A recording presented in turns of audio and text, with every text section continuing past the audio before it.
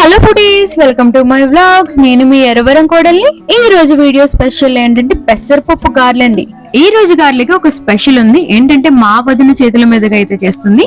ముందుగా 3 గంటలు నానబెట్టిన పప్పుని శుభ్రంగా కడిగండి. నీళ్ళు లేకుండా ఉండడానికి శుభ్రంగా వాచేయండి. ఒక 5-6 పచ్చిమిర్చిలు, ఒక వెల్లుల్లిపాయ, కాస్త అల్లం మొక్క వేసి మెత్తగా మిక్సీ పట్టండి, వీడియోలో చూపించిన మాదిరిగా. ఇక నీళ్ళు లేకుండా వడకట్టిన పప్పుని గ్రైండర్ లో వేసేయండి. వేసిన తర్వాత మెత్తగా రుబ్బండి. అంటాననుకుంటున్నారా? మెత్తగా రుబ్బితే గారెలు అస్సలు రుచిగా ఉండవండి. పప్పులా రుబ్బాలి.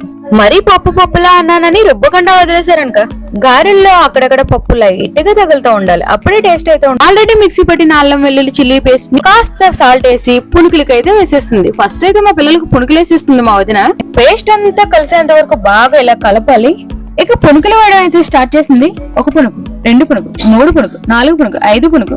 కాస్త అలా బుర్ర పక్క తిప్పానో లేదండి, మొత్తం పుణుకులు. ఇంకా ప్లేట్ లో తీయకుండానే 1 పుణుకు అయితే లాగించేసాను. చాలా టేస్టీగా అయితే ఉన్నాయి. ఇప్పుడైతే గార్లిక్ ప్రిపేర్ చేసేస్తుంది. ఫస్ట్ అయితే జీలకర్ర వేసింది, తర్వాత అయితే ఆనియన్స్ వేసింది. సారీ ఆనియన్స్ ముక్కలేసింది. ఇదైతే ఇడ్లీ రవ్వ. వదిన, ఇడ్లీ రవ్వతో ఏం చేస్తావు వదిన? ఇదేనండి బాబు ఈ రోజు టిప్ ఆఫ్ ది డే. చాలా మంది గారెల్లో రకరకాల రవ్వలు వేసి ఉంటారు. ఇడ్లీ రవ్వ వేసింది మా వదినే, నేను ఫస్ట్ టైం చూడడం. ఇలా వేసుకుంటే క్రంచీ అండ్ క్రిస్పీగా అయితే వస్తాయి. ఏం మాత్రం కూడా ఆయిల్ అస్సలు లాగవట. ఇంకా అన్ని వేసి మళ్ళీ కలపడం స్టార్ట్ చేసింది. కలిపేసింది.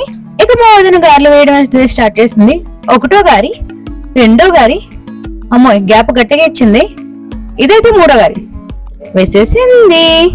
ఇవే గారెలు మా ఇంట్లో వేసిన రోజు పెద్ద టాస్క్ అయితే అయిపోతుందండి. కవర్లు వేస్తాను, అట్టాకులు వేస్తాను, గిన్నెలు, గమ్మెలు, ప్లేట్లు, ఆఖరికి టీ వాడకట్టేది కూడా వాడేస్తున్నాను. ఆయన పర్ఫెక్ట్ గా ఎంత షేప్ లో రావు. గారెలు చూడండి మంచి బంగారు రంగులో అయితే ఎగుతున్నాయి.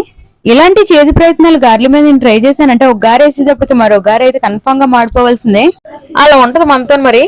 కానీ మా వదిన చేతిలో ఏదో మహత్యం ఉంటుంది. గారెలు వేస్తుండగా ఇల్లంతా గుమాయించడమే. అవి వేగుతున్నప్పుడు స్మెల్ వస్తాయండి, ఇంకా మామూలుగా ఉండదు అయితేనే. ఇక పునుకులు గారెలు వేసుకుని లాగించేద్దాం మరి. గారె ఒకటి మీకు ఇరిపి చూపిస్తున్నాను చూడండి. లోపల కూడా పర్ఫెక్ట్ గా కుక్ అవుతుంది. ఇలా ఇడ్లీ రవ్వ వేస్తేనే చాలా బాగా కుక్ అవుతుంది. అండ్ తింటుంటే గారెలు కాస్త కరకరలాడతాయి. మెత్తకున్న గారెలు, పెసరపప్పు గారెలు అస్సలు రుచిగా ఉండవు. ఇలా కరకరలాడి గారెలు అయితే చాలా బాగుంటాయి. ఏంటి ఇది కుంభకరుడికి చెల్లిలాగా ఇన్ని పెట్టుకుని తింటుంది అనుకుంటారేమో. అమ్మగారు ఇంటికి వస్తే చాలు 6 నెలలు తిన్నదల్లా తింటాం. ఏ ఆడపిల్లనే అంతే మాక్సిమం. ఇక గారి టేస్ట్ అయితే ఆహా ఓహో అద్భుతం అనేలా ఉంది.